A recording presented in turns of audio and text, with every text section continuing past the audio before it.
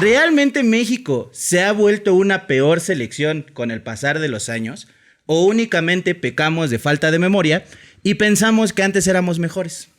Eso lo veremos el día de hoy en Ponte Sotana, así que bienvenidos. ¿Cómo estás, Quique? Emocionado. Aquí vamos a demostrar cómo el nivel de la selección mexicana cada vez está peor. ¿O no? ¿Verdad? No, tranquilos. Contestándote tu pregunta a lo que yo, lo poco que tengo de recuerdo o mucho que tengo de recuerdo de la selección mexicana, yo creo que no estamos peor, pero tampoco estamos tan mejor, por así llamarlo de alguna manera. Entonces, me gustaría que lo hiciéramos. ¿Cómo va a ser esta manera de ver cómo ha estado peor o mejor la selección mexicana? La forma en la que lo vamos a ver es... Primero, seleccionar 4 selecciones, 4 épocas de la selección que hayan jugado el Mundial. Ok. Y veamos tanto jugadores como directores técnicos si realmente hay un cambio, hay un retroceso, viéndolo desde pues, el nombre del jugador, dónde jugaba, la edad que tenía y qué logros tenía hasta ese momento. Ok, me parece perfecto. ¿Cuáles van a ser estas épocas o años en donde estaba la selección? Yo propongo que lo hagamos con la de 1994. Que fue la de Mejía Barón. Sí, me acuerdo. La del 2006. Todavía ni nacías. La del 2006, que fue con la Volpe, que creo que marcó más a nuestra generación. Veíamos el Mundial en la primaria, nos lo dejaban ver. La del 2014, el famoso No Era Penal. Y pues con la de la actualidad. Ok, me parece bien. ¿Te parece perfecto? Ya tengo la peor, la de la actualidad. No es cierto. No, vamos a analizarlo. Ahorita vas a ver y te vas a sorprender que no estamos tan mal. Ok. Mira, empecemos con los porteros. Ok. En la de 1994, creo que no hay discusión, teníamos a uno de los más grandes, si no es que el más grande, Jorge Campos. Ok. Jorge Campos llegaba al Mundial de Estados Unidos 94 con 27 años, jugaba en los Pumas. Esa temporada jugó alrededor de 44 partidos. Ok. Algunos como delantero, tenía ese plus. Y en cuanto a reconocimientos, Jorge Campos ya había sido campeón con Pumas del 90 al 91, cuando todavía se jugaba el torneo largo. Una Copa Oro con México y lo que para muchos creo que lo consolida como uno de los mejores porteros en México, haber sido reconocido como el tercer mejor portero en el mundo. ¿Cuándo fue reconocido como tercer portero en el mundo? En 1993. En el 93. Uh-huh. ¿Y debido a qué? ¿Sabes por qué? No sé exactamente por qué haya sido, okay. Pero pues al menos yo creo que por la actualidad, por la confederaciones más que nada. Ok. Yo consideraría. Ok. Y como un extra, fue 4 veces catalogado como el mejor portero de la Liga MX. Había un premio que se llamaba Citlali. Jale, ¿a quién se le habrá ocurrido ese y a quién le habrá recordado cuando lo propuso el nombre? Sí. En 2006 contábamos con Osvaldo Sánchez. Llegaba más, un poco mayor que Jorge Campos, tenía 32 años. Okay. En ese momento jugaba todavía con las Chivas. Igual que Jorge Campos, era un titularísimo en su equipo. Y en cuanto a lo que había ganado, era igual, estuvo en la Copa Confederaciones, nada más que no fue titular. Ajá. Tenía ya 2 Copas Oro con México en 1996 y en el 2003. Una liga con Chivas en 1997, aunque esa no la tuvo como titular. Okay. Posteriormente al Mundial es cuando ganó el título con Chivas. Ok. Y había sido catalogado el mejor portero de la Liga MX en el 2005. Ok. Osvaldito Sánchez. De ahí tenemos a un jugador como lo es Guillermo Ochoa, que llegó a Brasil en 2014. No sé si recuerdes que en ese mundial, como tal, él no fue titular durante la eliminatoria. Ajá. Y como tal también era su tercer mundial en el que probablemente no iba a ser titular. Pero para sorpresa de todos, él llegó con 28 años, fue titularísimo y no solamente fue titular, sino que creo que fue figura en ese mundial. En ese momento jugaba en el Ajaccio de Francia. Había jugado igual todos los partidos. Ya había ganado con México 2 Copas Oro en el 2009, en el 2011. Ya tenía una liga con el América y ya habían ganado también una CONCACAF. Y aquí depende de cómo lo veamos. Fue uno de los porteros con mayores atajadas de las mejores ligas de Europa. Ok. Pero también fue de los más goleados. Ok. El más goleado. Sí. Entonces, tuvo el récord de atajadas en la liga francesa con 186 atajadas. Pero pues obviamente a su equipo lo apedreaban en el rancho. Sí, un poquito. Y pues mérito para él, es el único portero que ha ido a Europa. Y actualmente tenemos a Malagón, que llega con 28 años, que es del Club América, jugó pues todo lo posible con el América, llega con un tricampeonato, perdió el Tetra, llega con un campeón de campeones y fue partícipe en la medalla del bronce olímpico en el 2020 en Tokio. Y pues ha ganado el Balón de Oro como mejor portero de la Liga MX. Ese del Olímpico en tercer lugar fue titular Ochoa, ¿no? Uh-huh. Ok. Fue titular Ochoa, pero pues lo convocó el Jimmy. Pues como tal yo no tengo ninguna duda. Podremos elegir a cualquiera de los 4. Creo que el que del 1 al 4, el que menos me parece el mejor de esos, de todos los que mencionas, es Malagón. O sea, Malagón todavía le falta trayectoria. Creo que también me estoy basando en eso. Uh-huh. Por lo cual estoy eligiendo a los otros 3. A mi parecer, creo que uno de los porteros más completos que ha tenido la selección mexicana es Osvaldo Sánchez. Creo que ha sido muy criticado, pero Osvaldo Sánchez tenía mucha jerarquía, mucha presencia, era muy directo. Todos lo recuerdan por ese mensaje que mandó, creo que contra Honduras, diciendo... Contra Honduras, que ya no. Ajá, pero creo que tiene mucho valor haber hecho eso porque me estoy jugando la clasificación de mi selección y si la manera para pasar es, oye... No, México no tiene el control del partido. México puede perderse ese lugar. Cualquiera lo haría. Será muy collón, será no ético, será a lo mejor muy señalado. Pero cualquiera lo hubiera deseado. O sea, yo lo hubiera hecho. Yo hubiera hecho lo mismo como de, oye, es que los dos pasamos. No hay necesidad de que me sigas atacando. Con esto los dos estamos dentro. Imagínate que un portero haga eso ahorita. Sería totalmente... Es que sería criticadísimo. Pero yo no digo que no lo critiquen. Yo digo que estuvo bien hecho. O sea, okay, para poderle dar ese pase a la selección mexicana ayudó bastante para poderlo conseguir. Entonces, está señalado por eso. Todo el mundo lo recuerda por esas actuaciones o por ese momento clave. Pero también recordemos que Osvaldo Sánchez en el Mundial 2006 hizo un buen papel. Y creo que también Jorge Campos en el 94, Guillermo Ochoa en el 2014. O sea, el más flojón es para mí Malagón. Entonces, yo me quedo con Osvaldo Sánchez por lo que representó en mi infancia, por lo que dio a la selección, por haber demostrado en todos los partidos unas grandes atajadas. Y ya, o sea, mucha gente dirá, Jorge Campos es el mejor, pero a mí Jorge Campos no me tocó verlo a detalle, o sea, sí, claro. Y era otro tipo de fútbol, y el fútbol, curiosamente, siempre va revolucionando, ¿no? Entonces, cada vez es más exigente para los futbolistas. Entonces...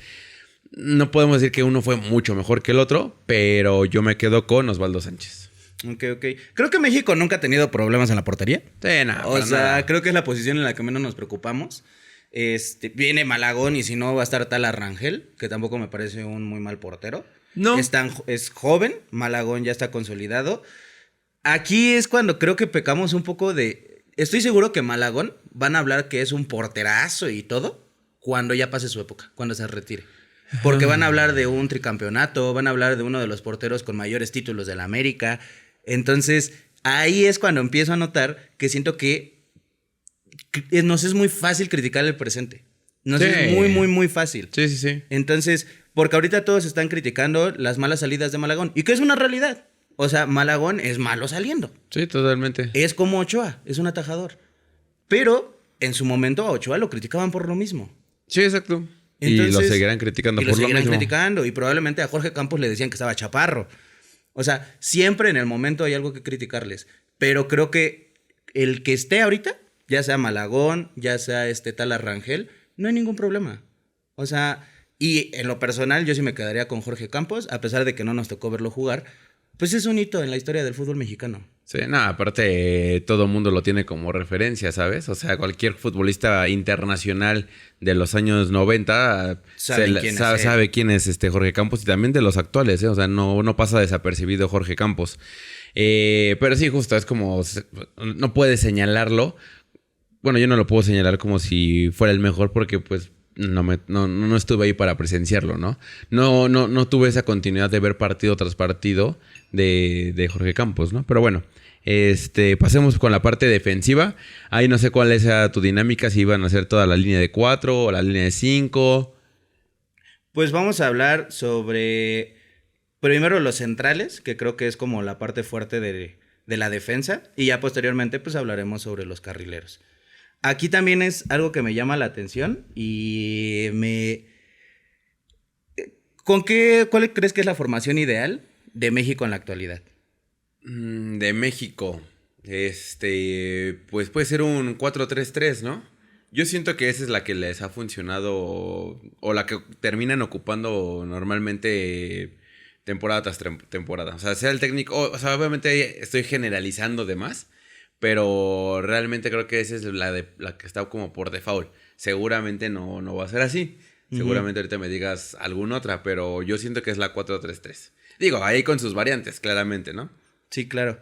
Pues me llamó la atención que había equipos que jugaban con, bueno, la selección mexicana del 1994, la del 2006 y la del 2014 jugaban con una línea de 3. Okay. Jugaban con 3 defensas. Y creo que son mundiales en los que al menos te han dejado todos han llegado al mismo. Sí, todos han llegado. Pero te ha dejado un sabor de mejor funcionamiento. Ok. Pero, pues empecemos con la de 1994. Aquí había 2 referentes principales, que era Claudio Suárez, uno de los mejores defensas centrales, o es catalogado así. Llegaba con 25 años, estaba jugando en los Pumas, jugó todo en los Pumas, y había sido campeón de esa época dorada con los Pumas, del 90 al 91. Ya había ganado una copa de CONCACAF en 1989.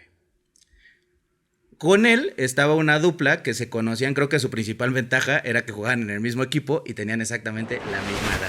También 25 años, que era Juan de Dios Ramírez Perales. Aquí sí pecamos un poco de edad, yo honestamente no sé quién sea él. No, ni idea. O sea, no lo tengo como si a Claudio Suárez, pero pues jugó exactamente lo mismo y tenía los mismos títulos que Claudio Suárez. Okay. Entonces algo que les ayudaba mucho es que jugaban todo el tiempo juntos en la selección. De ahí ya podemos ver la del 2006, que sería Rafa Márquez, que llegaba a la edad de 27 años, era un crack en el Barcelona, lo había jugado igual todo y había sido campeón de la UEFA Champions League y de la Liga Española esa temporada. Entonces, era uno de los mejores jugadores centrales en ese momento. Tal vez para nosotros sea como un poco raro creer que un mexicano estaba en esa posición, pero en su momento lo llegó a hacer.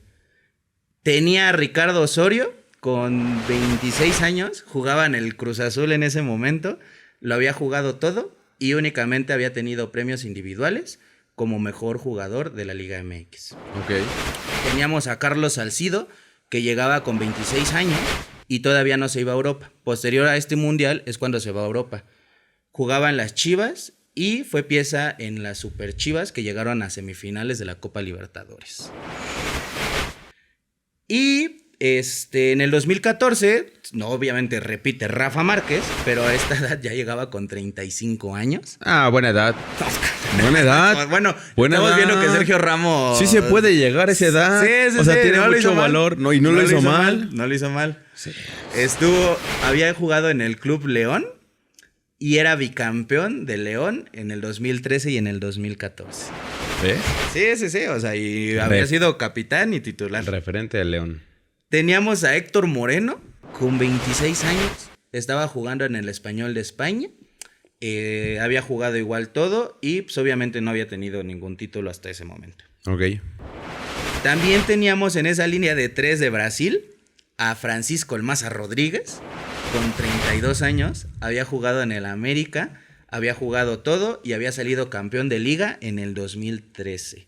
Y obviamente tenía la experiencia previa de haber jugado en el PSV y en el Stuttgart. Exactamente. Entonces teníamos 2 jugadores que en ese momento no estaban en Europa, pero ya tenían toda la experiencia europea, y uno muy joven que obviamente estaba súper consolidado. Y pues actualmente tenemos a César Montes, que juega juega en Rusia. En cuanto a palmarés, solamente tiene una Copa Oro con México, una Liga de Campeones de CONCACAF con el Monterrey. Okay. Estuvo y fue pieza clave para la medalla del bronce olímpico en Tokio 2020. Y a un Johan Vázquez, que igual llega con 26 años, juega en el Génova de Italia, lo ha jugado todo y tiene exactamente los mismos títulos que César Montes. Y juega con línea de 4. O sea, Ahorita están ellos jugando son... con una línea de Que de 4. repente se mete ahí Eric Lira o se mete ahí Edson Álvarez, pero no terminan siendo una línea de 5 como... Bueno, Como tal. con 3 centrales. Es que es otra de las posiciones de las cuales la selección mexicana no ha necesitado de tantos jugadores. Los que ha tenido, por lo que vemos ahorita con este listado que me das, es que han sido buenos. O sea, y no necesariamente se tienen que desempeñar en un ámbito europeo como se solicita normalmente, ¿no? Sí, claro. Entonces, me queda claro que los tiempos han cambiado. Al día de hoy los centrales que tenemos sí juegan en Europa. Pero los que juegan en el 2014, que era Rafa Márquez y Héctor Moreno y el Maza Rodríguez, uno de ellos solamente lo hacía en ese momento. En el 2006 ninguno lo hacía. Bueno, solamente Rafa Márquez. ¿Sí? ¿Rafa Márquez? Sí. Ajá, solamente Rafa Márquez. Y en el 1994 ni Claudio ni el otro señor que no sabemos cómo Perales. se llama. Perales. Justamente esto es creo que la parte defensiva de la selección mexicana es un gran valor que tenemos, es una fortaleza que nos hemos desempeñado a lo largo de los años y no por nada terminan los jugadores estando en clubes italianos últimamente.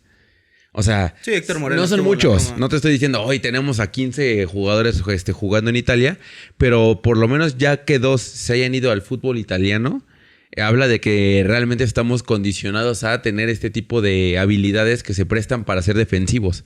Entonces, la verdad es que ¿con cuál me quedaría yo? Tal vez si me quedo también con la del 2000. Ay, bueno, es que también la del 2014 fue muy buena. O sea, 2014 creo que hizo un gran desempeño a pesar de la edad que tenían. Y creo que no hubo una... No flaquearon en ningún momento en los partidos del Mundial. O sea, si recordamos, jugaron contra Brasil, empataron. Jugaron contra Croacia, ganaron 3-1. ¿Y cuál fue el primer partido? Contra Camerún. Y quedaron 1-1. Ujú. O quedaron 0-0, no recuerdo. O sea, pero no perdieron el partido. O sea, creo que... Bueno, realmente quedaron muy bien en posición. Obviamente estaban enfrentándose a un Brasil. Y creo que Brasil terminó pasando por diferencia de goles. Entonces, definitivamente yo me quedo con esa defensiva. O sea, tanto la del 96 como la del 94, como la del 2006, como la de la actualmente, son buenas defensas. O sea, está señalado ahorita César Montes un poco, pero tampoco veo que esté en un desempeño negativo, ¿sabes? Y si llegamos a meter a un tercer central, por así llamarlo, ¿a quién meteríamos? Tenemos a Israel Reyes, a Ramón Juárez, que juegan en la selección mexicana. Sí, sí, sí. Es que siento que si vas a jugar con una línea de 3 en este momento, sirve más Eric Lira. Uh-huh. Sirve muchísimo más Eric Lira Pero... que Edson Álvarez. Pero no creo que a Edson... O sea, a Edson no lo vas a quitar de No, medio no lo vas a campo. quitar, pero al final, o sea, en términos de qué tan bien funcionan los defensas a lo largo de la historia y viendo si somos mejores o peores, o sea, nos damos cuenta que por lo menos desde la portería y de la parte defensiva seguimos siendo iguales. Sí. O sea, o sea, la mejoría que hemos tenido es porque algunos de nuestros defensas se terminan yendo a Europa y sí, obviamente terminan teniendo condiciones mejores de desempeño, pero no hemos flanqueado en ese aspecto. Y creo que algo que se tiene que tomar también en cuenta es que obviamente los defensas que hemos tenido a lo largo de los años sí han tenido experiencia europea. Y la única diferencia que también se tiene es que yo en lo específico decidiría por la del 2006. Pero porque creo que aquí empieza a notarse algo clave. La Volpe hizo jugar muy bien a ciertos jugadores. Sí. Porque no por nada tanto Osorio como Salcido después Exacto. del Mundial se van a Europa. Sí. No eran tal vez jugadores que en ese momento llamaran la atención. O sea, previamente al Mundial llamaran la atención de Europa. Fue gracias a la selección que dan el salto a Europa. Cosa que ya no está pasando en la actualidad. En la actualidad es primero ver a los jugadores que tan bien están y los traes a la selección. Y casi siempre nos criticamos. No, es que en la selección no es lo mismo. Son mejores en sus equipos. Entonces, creo que desde aquí se empieza a ver un poco la mano. Yo voy por estos 3 centrales, que era Rafa Márquez, que era el único europeo, y Osorio y Salcido, pero por cómo jugaban. Pero no creo que la selección actual le pida algo a las defensas que hemos tenido. No, el medio campo creo que me va a gustar mucho. Me va a gustar bastante. El medio campo de México sí ha estado medio tosquito en ciertas épocas, Vamos a empezar con la de 1994 y teníamos a Nachito Ambriz. Okay. Llegaba con 29 años, era jugador del Necaxa, Okay, titularísimo, y en ese momento no había celebrado algo. Teníamos al box to box, que era Alberto García Aspe, 27 años, igual de los Rayos del Necaxa. ¿Qué equipo tenía el Necaxa, Sí. Y considerado uno de los mejores jugadores de la liga y líder nato. Ok. Y fue famoso también porque llegó a ser un mediocampista con una alta cuota de goles. En la temporada del 92 metió más de 12 goles en la temporada. Ájale, 12 goles para un mediocampista, yo creo que es muy buena. Muy buena. Güey, qué guau estaba el Necaxa en ese momento. No, sí, la verdad es que ese Necaxa, igual, no nos tocó verlo porque todavía ni nacíamos, pero sí era un Necaxa que, pues al final tuvo títulos en ese momento. Tenía muchos nombres. Ajá, entonces mucho peso en ese Necaxa. Y teníamos a un tercer mediocampista, que era Benjamín Galindo. Llegaba un poco más experimentado que los otros dos, con 33 años, ya jugaba en las Chivas. Y tenían su palmarés un título de liga con Chivas del 86 al 87, una Copa de Oro con México, del 93, y había sido subcampeón de la Copa América en 1993. Ok. Entonces, ese era el medio campo que teníamos para 1994. Creo que es uno de los medios campos con mayor peso. Sí. Sí, porque además son jugadores que terminan siendo referentes a nivel nacional e internacional. O sea, referentes en el sentido de que todo el mundo los conoce. Sí. O sea, si te hablan de ellos, por lo menos asocias el nombre a que fue un jugador de esa época. Entonces, si no los viste jugar, por lo menos sabes que sí tiene un peso para las personas. Aparte, siento que tanto García Aspe como Galindo eran muy privilegiados técnicamente. Sí. No, y luego Benjamín Galindo también como le pegaba al balón. Sí. O sea, los dos tenían algo que ahorita la selección no tiene, por ejemplo. A una pegada de larga distancia. Sí, porque solamente tienes Luis Chávez, pero Luis Chávez ya valió Mauser. Entonces, sí. si no tienes a él... te entiendo. Estamos igual. Y míralo, ya se aventó medio maratón, entonces llegas al mundial. ¿Qué, güey? Es para darle ánimos. Sí. Un mensaje para Luis Chávez. Si yo pude. Y mira, y a él lo operaron en el IMSS. O sea, a ti te va a operar el mejor doctor de México. De Guadalajara, ¿no? Supongo. Sí, güey. Ok. Pero bueno, en 2006 teníamos a Gerardo Torrado, 27 años. Y aquí quiero hacer énfasis en algo. Ya había jugado, en ese momento estaba jugando en Cruz Azul. Ajá. Pero, para los que no recuerden, Torrado debutó en Pumas. Es muy similar a la historia de Eric Lira. Pero hubo un pre antes de llegar al Cruz Azul. Torrado estuvo del 97 al 99 con los Pumas. De ahí se fue a España. ¿Al Valladolid? Estuvo en el Tenerife. En el Tenerife. En España estuvo 5 años y estuvo en equipos, obviamente nunca sobresalió tanto, pero estuvo en el Tenerife, en el Polideportivo Ejido, y de ahí ya brincó a la Sevilla y el Racing de Santander. Órale. Equipo, supongo que en ese momento de una tabla media. Bueno, paréntesis también. Tenerife y Polideportivo eran segunda de división. España. Sí, claro. Ajá, pero de ahí ya dio el salto al Sevilla. No, pues, o sea, yo recuerdo, o yo no me acordaba más bien que Gerardo Torrado estuvo muchos años en Europa. Para mí 5 años en esas épocas es un buen tiempo, es un buen tiempo. Entonces, por algo yo creo que cuando llega a Cruz Azul, llega con ese nivel y esa técnica individual que traía. Sí, o sea, en ese momento para el Mundial llega a Cruz Azul y obviamente en Cruz Azul hizo toda una historia hasta volverse pues prácticamente histórico, porque estuvo alrededor de 10, 11 años. Y como capitán. ¿No sabes a qué edad se fue a Europa? No, si quieres busca el dato, pero según yo tuvo que haber sido muy joven. Güey. Sí, yo creo que no pasa de los 20. Según...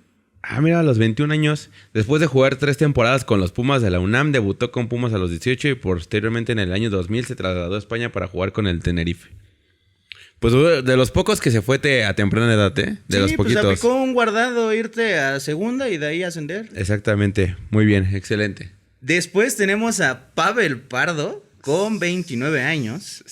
Jugaba en el Club América, había jugado todo, había sido campeón de CONCACAF con el América y múltiples balones de oro de la Liga MX en su posesión. Y recuerdo perfectamente esa parte de Pavel Pardo, de que después de este mundial termina yéndose a Europa con el Stuttgart, ¿no? Exactamente. Y aquí es para todos esos que dicen que puedes estar ya muy grande a tus 26 años y que ya no puedes llegar a Europa, como un tipo Charlie Rodríguez. Pavel Pardo se fue a sus 29 años. Pero es que eran otras épocas, era otro fútbol. Era otro México. Era otro México. No, pero, o sea, si nos lo cuestionamos, ya el fútbol actual, el de ahorita, Sí. termina siendo un fútbol muy físico para la mayoría de las posiciones. No digo que todas, pero para la mayoría tiene que ser un fútbol muy físico, muy rápido, muy ágil, ya no aplica tanto. Ya los que tienen estos toques de magia son pocos. Sí. Y terminan siendo normalmente los extremos. Y eso provoca que a lo mejor ya llegar a esa edad ya no te dé para desempeñarte en un buen nivel. O sea, creo que comerías más banca que ser titular, ¿no? No digo que pueda pasar, que sea así el caso. Pero sí en su mayoría se comportaría así el resto de la carrera futbolística de un jugador. Y sobre todo mexicano si se va a esa edad a Europa. Sí, claro. Sobre todo también en la liga que llegues, ¿no? Porque si me dices, llegas a la liga holandesa, bueno, creo que ahí sí tendrías un poquito de mayor chance, pero realmente te provocaría tener un desempeño más, por así llamarlo, exigente. Tal vez sí, ¿no? Tal vez no, pero podrás sobresalirlo a lo mejor más fácilmente. No lo sabemos, porque no se ha dado el caso. Solamente se dio hace ya 20 años. O sea, casi 20 años de que se fue de lo que pasó de Pavel Pardo. Sí, no, o sea, en la actualidad eso sí sería visto muy raro, pero tenemos al tercer mediocampista que también era como tipo falso 9. Teníamos a Antonio Ciña, 2006 con 30 años, jugaba en el Toluca y obviamente era Dios en el Toluca y se convirtió en histórico en el Toluca. Creo, no sé tú qué opines, de los únicos naturalizados que sí vale la pena. Sí valía totalmente. Sí valía la pena. Pues ya ciérralo así. Ya no me digas 2014. Ve los nombres que me estás mencionando, o sea. Sí, o sea, ese medio campo estaba muy tosco en el 2006. Sí, a ver, vámonos para el 2014 a ver si me convences. José Juan Gallito Vázquez. No, y no es burlas el Gallito, gran jugador, pero... No, pero sí se siente distinto. Aunque era pieza muy importante en el León y lo fue en la selección. No, y para que Miguel Herrera lo haya tomado como titular en la selección mexicana, a pesar de que llevó su base de la América y decidió meter al Gallito, era porque estaba en un buen nivel. Y creo que el Gallito fue el que no jugó ese partido contra Holanda y que dice Miguel Herrera que si hubiera tenido al Gallito Vázquez... ¿No fue el Tecatito? No. No recuerdo quién habrá sido. Pero según yo, el Gallito Vázquez no juega ese partido. Pero bueno, llegó con 26 años con el León y era bicampeón en el 2013 y en el 2014. Ok. Teníamos a Andrés Guardado con 27 años. Había tenido experiencia en el Valencia y en el Bayer Leverkusen, tanto en España y en Alemania. ¿Sabes qué es lo que pasa con Guardado? Creo que no se aprecia tanto su trayectoria porque no lo sientes como tan... No ves un nombre reflejado en cada partido. O sea, como que no resonó tanto en todos los partidos, ¿sabes? O sea, más bien era un jugador que estaba... No pasaba desapercibido tampoco, pero no era alguien que tomara la batuta de la selección mexicana y dijera, mira, ve lo que hizo Guardado, ve el gol que metió Guardado, ve la asistencia que metió Guardado, ve cómo recuperó Guardado. O sea, creo que hacía un poquito de todo, pero no algo así, o sea, muy grande, ¿sabes? Creo que es muy infravalorado el Guardado. Sí, pero justo no se le dio el foco en su momento como para saber la función que estaba teniendo Guardado en ese momento. Sí, pero... Porque si fuera así, se mencionaría... ¿se acuerdan de tal partido donde Guardado hizo esto? ¿Se acuerdan de Guardado donde hizo esto? Siento que era más un recuperador que más que un generador. Y a pesar... Y muy por aparte de eso, también metió goles importantes, ¿no? Sí. Pero no tantos como metió el gol contra Croacia cuando no me tiembla. Ajá, exactamente. Pero creo que lo principal que tiene Guardado, y yo resalto mucho, es que considero que en México hay pocos líderes. O sea, hay pocos verdaderos líderes, verdaderos capitán. Solamente consideraría un Rafa Márquez en su época y Andrés Guardado. O sea, pero un capitán que te lo refleje. O sea, que constantemente te lo muestre. Y no por nada, para mí significa mucho que a Guardado cómo lo despidieron del Betis. O sea, yo sé que el Betis no será un equipo top 3 de la Liga Española, pero sí es un equipo histórico. Y que te hayas sido como capitán del Betis, habla mucho de ti. Y tú ves al Guardado ahorita, o sea, creo que mencionaban para Cruz Azul y no estaban tan mal. Sí, totalmente. Coincido contigo. Y Además no estuvo en la supuesta fiesta polémica de la selección mexicana. O sea, porque... Guardado Pues es se que como cuida. cuando dijiste es que era un líder, dije, ¿qué tal si lideró esa fiesta? Y pues... pero no. Está bien. Dice, no, Andrés Guardado no estuvo en la supuesta fiesta polémica de la selección mexicana. Dice, Cosa que Rafa Márquez. si bien ha habido escándalos y fiestas en el pasado, Guardado ha estado involucrado en alguno de ellos, pero no en el más reciente que involucra a otros jugadores. Ok. Y teníamos a HH, Héctor Herrera, llegaba con 24 años, ya jugaba en el Porto y obviamente tenía la medalla olímpica, la de oro, en Londres. Ok. Ese HH cuando era joven, ¿qué edad tenía? 24 años. Esa edad, o sea, creo que... Más bien, no creo. Estaba en su mejor momento HH. Sí. O en uno de sus mejores momentos. O sea, ese HH de verdad... Hasta te daba gusto verlo jugar porque era...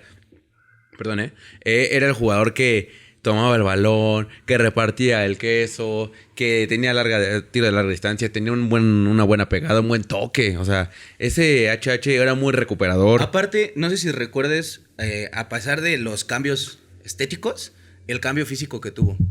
El cambio físico sí. tuvo HH cuando llegó al Porto estuvo muy cabrón, güey. Sí. O sea, pasábamos de un jugador muy, muy, muy delgado a un jugador muy corpulento. Sí, lo que le está pasando a Edson Álvarez ahorita, ¿no? Un poco más HH. Bueno, obviamente HH traía más volumen. Uh-huh. Pero, y obviamente creo que también lo que le benefició, o sea, le jugó mucho a favor fue que se volvió un histórico del Porto. ¿Histórico? Pues sí, güey. O sea, bueno, no histórico tal vez, pero capitán. Sí. O sea, dime qué jugadores mexicanos han logrado ser capitanes en Europa. No, y luego hay técnicos que no llegan a sobresalir en el Porto. Saludos, Anselmi. Que pierden contra el Inter de Miami. Sí. Oye, también el Tuca Ferretti. Ah, no, empató. Y la ok. generación actual está liderada y para otra incógnita, que creo que esta Copa Oro se está empezando a resolver un poco. Y más o menos. Pero es Edson Álvarez. Sí. Llega con 27 años, jugador en Inglaterra, con pasado en Holanda. Y obviamente ha tenido participaciones en 2 Copas Oro de México, 2019 y 2023. Y de aquí, pues ya Luis Chávez ya lo tenemos medio descartado. ¿Está descartado? Ajá. Entonces, quítalo. ¿A quién más pones? Para mí se está consolidando Marcelo Ruiz. Imagínate que le vaya bien. O sea, Marcelo Ruiz. ¿Y quién más? Le falta uno. Ese es el problema. Yo ya no confío en Charlie. ¿Y en Me Mora? gusta. Creo que todavía hace falta que se consolide. Está muy joven. Está muy joven. ¿Me encantaría? Sí. Sí, claro. Pero creo que tampoco nos tenemos que ir por el hype de que rompió la récord 17 Sí, años. O sea, hay que darle no. tiempo a que se madure. Sí, porque si le empezamos a exigir como de, es que no está teniendo un buen desempeño, no está teniendo buenos partidos, no está haciendo referentes como de, a ver, espérame tantito, tiene 17 años, discúlpame, o sea, como menciona Charly Rodríguez, a mí no me gusta señalarlo tanto, sé que es el común denominador actualmente para señalar a Charly Rodríguez, pero bueno, voy a mencionarlo porque, como digo, o sea, es lo que está recientemente en redes sociales y en las mesas de discusión. Charly Rodríguez le ha faltado a lo mejor un plus más para poder sobresalir en ese medio campo, ¿no? Entonces, creo que es muy pronto para poder exigirle de más a Mora, ¿sabes? Sí, no. Y creo que ahí debería de alzar la mano más un Orbelín Pineda. Que ahí sí también se le tendría que señalar porque sabemos que tiene las condiciones necesarias Orbelín Pineda para poder tomar el cargo de esa selección mexicana, ¿sabes? Pero hay ocasiones en donde Orbelín no termina de explotar su fútbol, de explotar su pegada, de explotar físicamente. O sea, Sí. Orbelín le hace falta todavía ese plus, solamente ese plus. De acuerdo a todo esto que mencionas, yo me quedo con Pavel Pardo, Totalmente. Gerardo Torrado y Ciña. O sea, no me importa que Ciña estuviera naturalizado. Se fue una selección que jugó muy bien, tuvo una gran base en el medio campo, sólida. Entonces, definitivamente esta es la que se tiene que quedar. Creo que esta posición sí puede haber un retroceso. Sí se podría sentir un poco en la actualidad. Uh-huh. Porque venimos de Nacho Ambriz, Aspe, Galindo. Sí. la que tú dices ahorita. Ajá. Para mí la del 2014 También funcionó, fue buena. pero por la dinámica que tenían con el... No, y al final estaban jugando dos europeos ahí, Guardado, Héctor Herrera, ¿y quién era el otro? el Gallito Vázquez. Y el Gallito Vázquez, o sea, bien. Sí, pero ahorita sí es una incógnita. O sea, nadie ha tomado la posición y se la ha apropiado. El único es Edson Álvarez. Edson Álvarez. Y a muchos no les gusta lo que está jugando actualmente, pero entiendo que es por funcionamiento. Y es que a mí me encanta cómo juega Eric Lira, pero no creo que, a menos de que nos toque jugar con una potencia, ahí sí vas a jugar con Edson Álvarez y Lira. Sí. Pero si te toca proponer, no vas a jugar con Lira y Edson Álvarez. No, Lira no es el generador de fútbol. No. O sea, es el defensivo, el que te recupera, el que te corta. Pero no como tal un generador de fútbol. Y necesitas a veces eso. El generador. Bueno, pues ahora vamos con la posición de los 9. Ok. Que creo que también aquí hemos tenido bastante calidad. Ok. Empezamos con la de 1994. Teníamos a un Luis García con 25 años jugando en el Atlético de Madrid. Ok. Y había tenido 13 goles. Era el máximo goleador en esa temporada del Atlético de Madrid. Un año antes había sido su primera temporada que impuso el récord de mayores goles hasta que llegó Santi Jiménez y se lo rompió. Ok. De ahí su compañía era Luis Roberto Alves Sague. Llegaba con 27 años, jugaba en el Club América y era referente. En ese momento, este Sague era el máximo goleador de la selección mexicana. Ok. Y como suplente teníamos a un tal Hugo Sánchez. Ah, suplente. Suplente. Llegaba a 35 años, jugaba en el Rayo Vallecano y obviamente creo que no podemos decir nada que no sea más que Hugo Sánchez es el mejor jugador que ha tenido México, a pesar de que llegó jugando ya con 35 años en el Rayo Vallecano, metió 16 goles en la liga. Que creo que tampoco son nada despreciables. No, para nada. 16, ¿a qué edad? ¿A los 35? A los 35 años. Pues buena dosis de gol. Entonces, esos eran los 3 delanteros que tenía 1994. Ok. En el 2006, el referente era Jared Borghetti con 32 años. Ok. En ese momento jugaba en el Bolton de Inglaterra. Había jugado 32 partidos, pero únicamente había tenido 7 goles. Ay, yo, ese Jared Borghetti, cuando estaba morro, honestamente estaba muy ilusionado. Porque Sí, para güey. mí fue algo que estaba viviendo en ese momento. Es decir, no había tantos que estuvieran en Europa. Entonces, saber que Jared Borghetti se había ido al Bolton, sí era de estar viendo acción cada domingo para ver si había metido gol. Porque no había internet o no había tanta Sí, internet. sí. Entonces era como de, vamos a ver si Jared Borghetti metió gol o no. Aparte, ese Jared Borghetti sí te ilusionaba por el gol que le metió a Italia. Sí. O sea, era un referente. Era Sí. ese jugador que no era malo técnicamente No. y era muy bueno en el juego. Era un gran aéreo. poste. Pero sí, me gusta mucho ese Jared Borghetti. Tenía también a un Guille Franco, otro de los naturalizados que sí llegaron a funcionar. Tenía 29 años, jugaba en el Villarreal de España. Bueno. El Villarreal histórico de España, que tenía también a Riquelme. Jugó 39 partidos y había metido en ese año 17 goles en total, tanto en México como en España. Teníamos a un Omar Bravo con 26 años, que jugaba en las Chivas y tenía 17 goles. Ok. ¿Cuántos años tenía? 26 años. Ah, bien. Posteriormente se volvió el máximo goleador de las Chivas. Ok. Y aquí estamos olvidando un poco, pero también teníamos al Kikín Fonseca, que era el menos técnico. Podríamos hablar de estos 3 que mencionamos, pero el Kikín Fonseca, ¿quién sabe cómo le hacía? O sea, son de esos jugadores que dices que no tienes nada, cabrón. O sea, no te veo técnica, no te veo cualidades, pero estás ahí. O sea, creo que su principal cualidad es que sabía dónde estar para meter los goles. Sí, pues es la energía que transmitía, ¿sabes? Creo que eso le daba ese aura. Se divertía, ese güey entraba a divertirse. Y en el 2014 teníamos al hermoso Peralta con 30 años. Estaba jugando en ese momento en el Santos y durante ese año había metido 21 goles. ¿Cuántos años tenía en ese momento? 30 años, Ah, es cuando empezó a tener su prime, ¿no? su prime. Que obviamente también viene del oro olímpico siendo la Sí, figura. claro. Obviamente a raíz de ese oro olímpico, Los 28. su pareja era Giovanni Dos Santos. Ok. Gio llegaba de 25 años. Estaba jugando en el Villarreal, que creo que fue una de las mejores temporadas que Sí. tuvo en España, con 12 goles y 8 asistencias.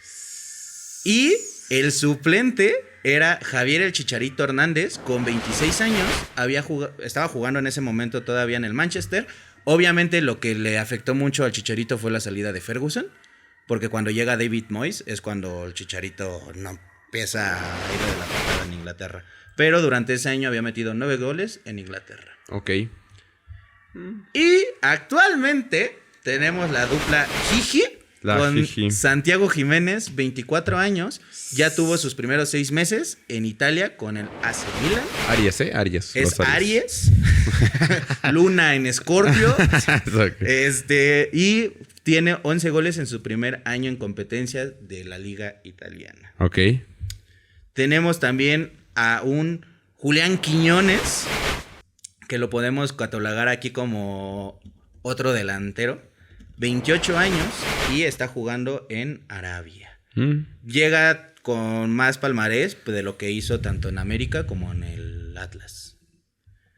Y para mí, el principal, Raúl Jiménez, con 34 años, jugando en el Fulham 34. de Inglaterra. Pero ya no lo vemos tan mal. O sea, es que qué curioso que en un solo año, en unos solo 6 meses, te dieras cuenta, o nos diéramos cuenta todos los FIFAs, por así llamarlo, Sí. de que a los 35 ya no está mal jugar en Europa. No estás viejo todavía. O sea, Cristiano Ronaldo, 40 años, que es punto y aparte por cómo se cuida físicamente. Salomón Rondón, 39 o 36.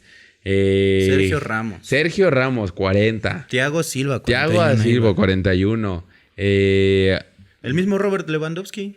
Robert Lewandowski, igual que creo que 35, 36. O sea, te das cuenta que ya la evolución que ha tenido el cuerpo físico de los futbolistas va en ascenso para poder alargar más todavía su trayectoria futbolística. Creo que ahí nada más el punto y aparte es, si analizamos las lesiones que han tenido, si has tenido una lesión importante como una rotura de ligamentos, como un desgarre, no sé, o sea, no soy médico para decirte todas las lesiones que hay en el cuerpo humano, pero si no te lesionas, creo que sí tienes probabilidad de poder seguir jugando a una edad avanzada.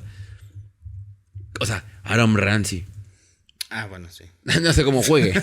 Pero bueno. Cada que mete gol pasa algo feo. Ajá. Eso es lo que sí se sabe.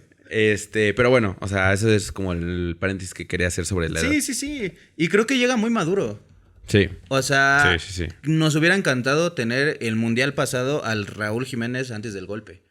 Porque ese sí estaba en un nivel muy grande. Ya no miramos, o sea, estamos viendo el pasado, pero no nos preocupemos. No, sí, pero, o sea, ahorita está viviendo un segundo aire muy bueno. Y creo que también pecamos mucho y estamos atacando mucho a Santi Jiménez, pero hay que recordar que a Raúl Jiménez también sus primeros torneos Sí. no le fue muy bien. Sí, no. Ok, a ver, ahora tú, yo siempre menciono cuál es la con la que me quedo. ¿Cuál te quedas tú? Para mí, en su momento, la de Luis García con Sague. Pero Ok. porque teníamos la combinación de dos mundos. Sí. Teníamos a un joven que la estaba rompiendo en Europa, que Luis García también creo que uno de sus principales errores fue haberse regresado Sí. y ya no volver Sí. a Europa. Y teníamos a Sague, que ya era un histórico, o sea, ya estaba en forma o ya estaba a nada de ser histórico en el América. Ok. Entonces, creo que tener ese tipo de dos perfiles, aparte los dos eran muy rápidos, los dos eran muy buenos definidores y los dos se entendían muy bien. No, y si tenías a Hugo Sánchez, sabías que en cualquier momento se podía conectar y te podía generar un gol sin ningún Exacto. problema. Entonces, creo que esa es de la principal. Y la de actual, creo que tiene mucho potencial. Pero también creo que se les tiene que dar tiempo. Ok, yo sí me quedo con la del 2006. La del 2006 con Jared Borghetti. Omar Bravo, porque estamos hablando de un jugador que estaba en Liga Mexicana. ¿Y quién era el otro que Franco. Y Guille Franco. O sea, es de los pocos. O sea, Guille Franco será señalado por a lo mejor no representar bien a la selección mexicana, pero en ese momento la representó bien. Sí, no te estoy sí. hablando de que haya sido referente durante 10 años en la selección mexicana, pero en ese momento fue de mucho funcionalidad en ese equipo mexicano. Y luego tener a un Kikín Fonseca que dices, pues no es el más técnico, pero es goleador, es representante de su equipo en Liga Mexicana. Esa también concuerdo contigo, la del 2006. ¿Sabes cuál creo que es la principal cualidad que tienen? La variedad. Sí, justo. O sea, creo que actualmente sí, no estoy diciendo que Sepúlveda sea malo. No, para nada. Sepúlveda es bueno. Sí. pero sí desentona un poco al nivel que te puede dar Santi Jiménez o Raúl. Por mucho que tal vez ahorita digan, nah, pero sí te da algo jugar en Europa. Lo que tenían en el 2006 es que tenías demasiada variedad. Podías empezar con Jared Borghetti, podías de la nada aventarte 2 centros delanteros, el Guille Franco con alguno como Kikín o Omar Bravo. O sea, tenías mucho cambio. Uh-huh. Exactamente. No, y al final, o sea, definición de primera instancia con el pie, la tenían los tres. Remate de cabeza, tenían un gran remate de cabeza. O sea, Omar Bravo era característico de un buen remate. Jared Borghetti era un buen remate. El Guille no tanto, pero el Kikín sí. Sí, sí, sí. O sea, sí eran buenos definidores esos. Sí, había mucha variedad. Aparte tenías a un DT como La Volpe que sí era dotado tácticamente. Ya deberíamos de tener otra vez un técnico más dotado tácticamente, ¿eh? Mira, y ahorita ¿Está que libre, sabes quién? Anselmi. ¿Cómo te caería un Anselmi? Ay, no sé. No sé, no Sí me te animaría. ilusionaría, sí No te- lo sé, es que pues, güey, no pudo con este Porto. Entiendo que no armó el equipo a su manera, pero la manera en la que estaba jugando actualmente su equipo era como de, güey, me está dando pena, güey. O sea, Sí, sí, esto sí. no fue lo que vi. Y ahorita que mencionabas el DT, creo que podemos cerrar con eso. En 1994 teníamos a Miguel Mejía Barón. Aquí no es importante la edad, pero llegaba con 49 años. Y en su palmarés ya tenía un campeonato de liga con los Pumas y un campeón de Copa México con Monterrey. Me gustaría saber, porque no desconozco esta información, ¿por qué es tan relevante Mejía Barón?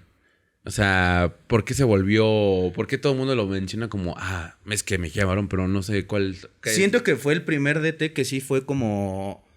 O sea, como que le dio a México una variedad táctica. Eso es lo que yo consideraría Mejía Barón. Y aparte, lo que hizo con Pumas. O sea, creo que para Pumas sí significa mucho Miguel Mejía Barón. No por nada, ahorita todavía lo tienen y ya está grande el señor. Sí. No, voy a investigar porque sí me interesa, a lo mejor preguntando, pero sí me gustaría saber por qué lo consideran como alguien importante en el fútbol mexicano. No estoy diciendo que no lo sea, ¿eh?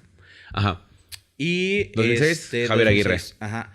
Mira, acá tengo una... Si de eso puede llenar algo lo que preguntaste. Miguel Mejía Barón era conocido como el doctor. Representaba la seriedad y el estudio. Construyó un equipo sumamente trabajador tácticamente, donde cada jugador sabía a la perfección su rol. Su mayor logro fue llevar a la selección a la final de la Copa América en 1993 y ganar la Copa Oro ese mismo año. Bueno. Llegar a una... Sí, en el 93. Que final después de la Copa América. Confederaciones fue en el 99, ¿no? Uh-huh. Para el 2006 teníamos a Ricardo Antonio Lavolpe con 54 años y en su palmarés tenía un campeón de liga con el Atlante en el año 92-93 y subcampeonato con el poderosísimo Atlas en 1999, que lo pierde contra el Toluca. Ok. Tenemos también en el 2014 a un hijo de Lavolpe, que es el Miguel El Piojo Herrera. Llegaba con 46 años y para mí el Piojo Herrera fue un volado porque o era Piojo Herrera, era el que ganara ese título de Cruz Azul o el América. Sí. Fue el América y fue el Piojo Herrera. Sí. Pero para mí Memo Vázquez tenía más credenciales para ser DT de la selección mexicana. Pero mira, En esa ahorita época. Memo Vázquez no está dirigiendo nada. O sea, sus razones tendrán, ¿no? Sí, sí, o sí. sea, pero... Pero en ese momento... Y también iba a ser un volado. Sí, O totalmente. sea, no es como que fuera más o menos, ¿no? Pero bueno. Pero bueno, tenía su palmarés. O sea, siempre el campeón. elegimos DTs así Al volado. Pues sí. cuando estamos en una emergencia.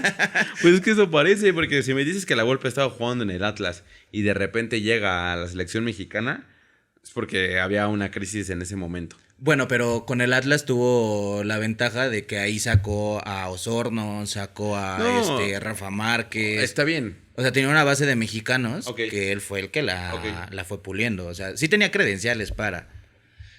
Y en la actualidad tenemos pues a Javier Aguirre. No sé qué opines. Es que no quiero criticar a Javier Aguirre porque claramente tiene un gran valor lo que ha hecho. O sea, es de los pocos o el único que ha dirigido en Europa. Hugo Sánchez.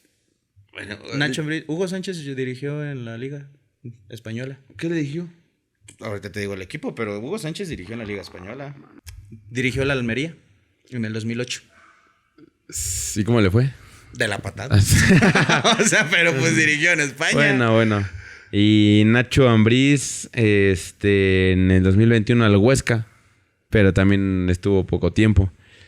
Por eso digo que Javier Aguirre tiene sus credenciales bastante amplias. Sí, puro equipo que ha tenido que esperarse a no descender. O sea, un equipo que los ha salvado de esos momentos críticos. Pero sí le hace falta, no sé, o sea, sí es más, creo que emotivo o es más de emociones su dirigencia que de táctica. Concuerdo totalmente. O sea, y creo que eso no le beneficia mucho a la selección mexicana porque esto ya es un nuevo fútbol. ¿Sabes qué me pasa con Javier Aguirre? Que mérito tiene por haber dirigido en Europa tantos años, mérito tiene porque ya dirigió también a Egipto, mérito tiene porque creo que tanto hemos peleado que no solamente los jugadores, sino los DTs también busquen mayor oportunidades en otros lados. Ahorita tenemos a un Tena dirigiendo a Guatemala. Entonces, creo que eso es uno de sus mayores méritos. Puede ser catalogado uno de los mejores o el mejor DT de la historia mexicano. Concuerdo. O sea, claro que lo puede ser. Pero no creo que sea un perfil para dirigir a la selección mexicana. Porque Javier Aguirre se ha formado, pero para dirigir equipos. Ahí estoy seguro que es muy bueno. O sea, pero para equipos que están luchando el descenso. Ahí Javier Aguirre es su terreno.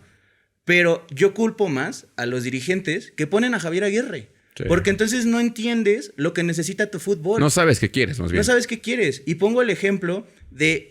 Imagínate el grito que pondrían en el cielo los argentinos si el día de mañana dicen, se nos fue Scaloni, ¿a quién te traes? ¿Sabes qué? Dentro de todos los directores técnicos argentinos, de los mejores es el Cholo Simeone.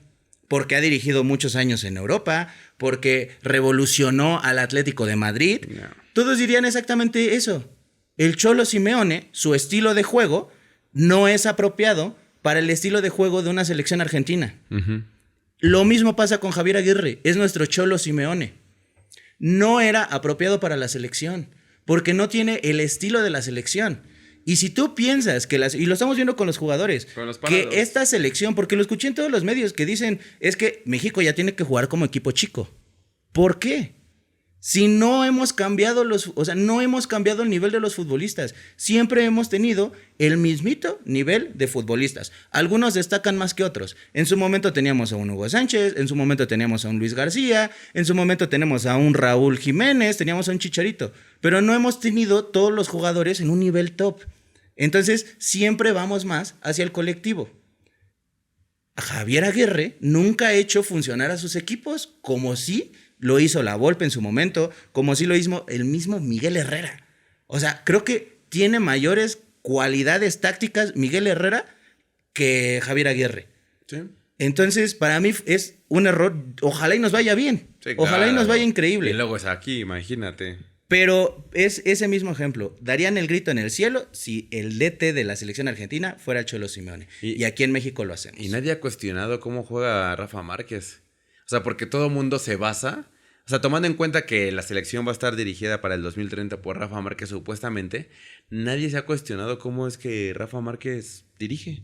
O sea, porque ya lo estuvo haciendo en España. A lo mejor habrá alguien que ya puso su artículo y hay que buscarlo. Sí. Pero no sé cómo lo vaya a hacer en su momento él y no sé si le convenga a la selección. Y para mí un error es que se nos fue el que sí era DT ideal para la selección mexicana. Sí. Que era Almada. Totalmente. Almada sí era un DT ideal para el estilo del fútbol mexicano. Porque ¿cómo es el estilo del fútbol mexicano? ¿Cómo es? Para mí, una de las principales cualidades que tenemos es que sí hay mucho desgaste. O sea, claro. Son jugadores que físicamente aguantan bastante. Sí. No somos los más fuertes, no somos los más atléticos, pero sí tienen bastante aguante. Eso que ha estado diciendo Javier Aguirre de cómo es el mexicano, es que se agarra a trompazos con cualquier en las calles. Vean cómo luchaba Julio César Chávez, el Canelo. Para mí no solo el mexicano es aventón, no el mexicano es de irse a tirar trompos. El mexicano es de mucho desgaste. Uh-huh. Y somos muy buenos tácticamente. Si a un mexicano llegas y les dices, quiero que hagas esto, lo van a hacer. O sea, somos disciplinados tácticamente. no tenemos una calidad como la pueden tener los argentinos, como la pueden tener los brasileños, pero tácticamente somos disciplinados. ¿Qué hizo Almada con el Pachuca? Si tú te pregunto, jugadores del Pachuca que sobresalían, el Chiquito Sánchez. No me digas que el Chiquito Sánchez es un jugador que en la Liga MX sobresale, como cabrón. le ha costado o apenas en este último semestre empezó a elevar otra vez su nivel con el América. Todos eran puros morritos. Sí, justo. Y me gusta mucho cómo mencionas que en el colectivo funcionamos mejor. Porque eso tiene todo el sentido. O sea, jugamos mejor en conjunto que por individualidades. Cuando buscamos individualidades porque no tenemos ese funcionamiento en colectivo, pues no terminamos destacando. Sí. Y no hay nadie que lo haga. Y a mí me molesta mucho que Javier Aguirre insiste con que el mexicano es encarador, el mexicano. O sea, tratas de sacar un lado del mexicano medio agresivo.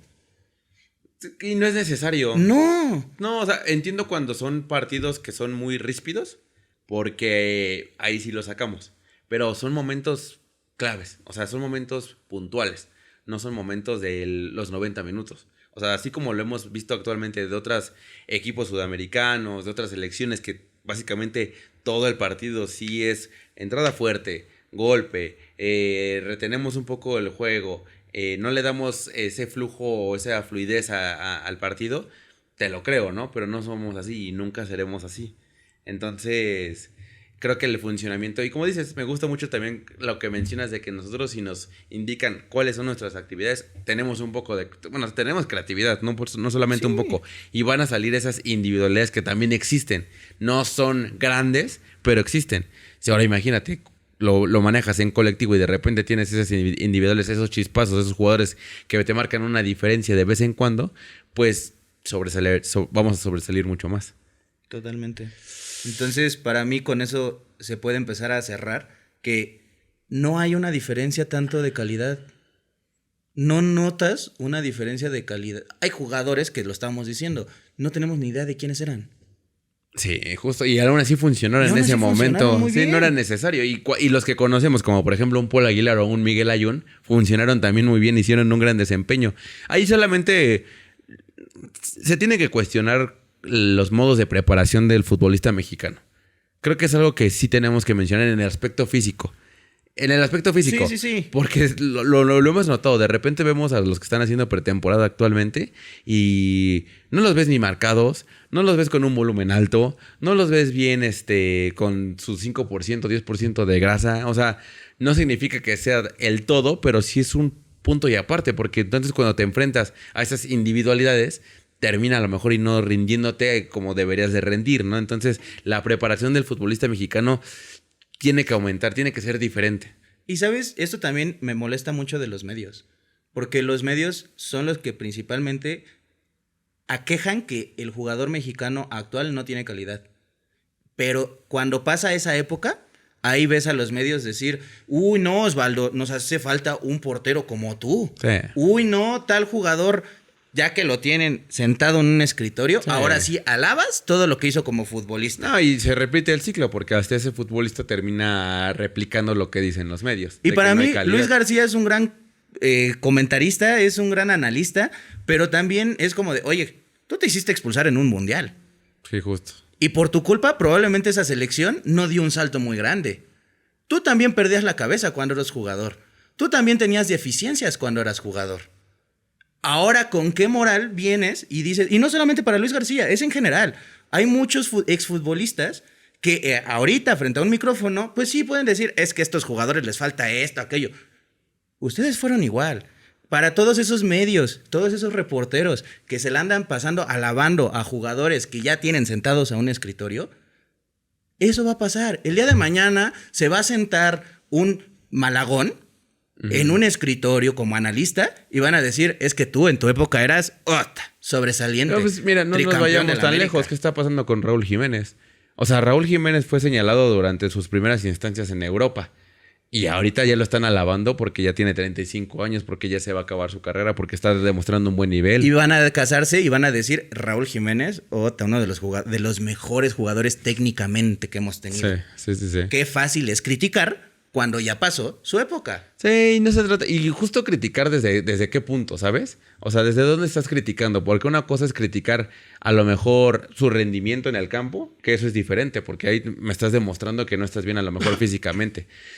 Demostrar que a lo mejor has tenido fallas constantes.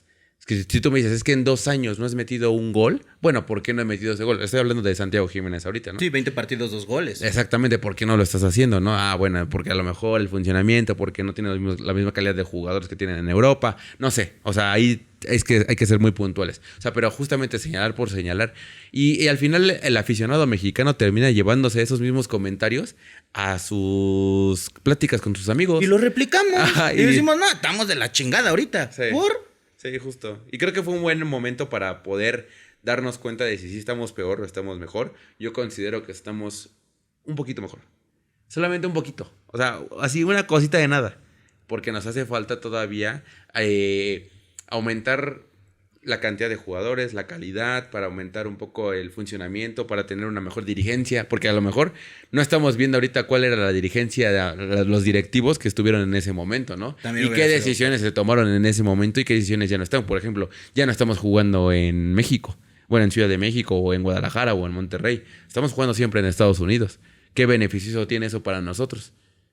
Eso también te desconecta como aficionado. Sí, claro. Solamente puedes ir a ver a México para... En Estados Unidos.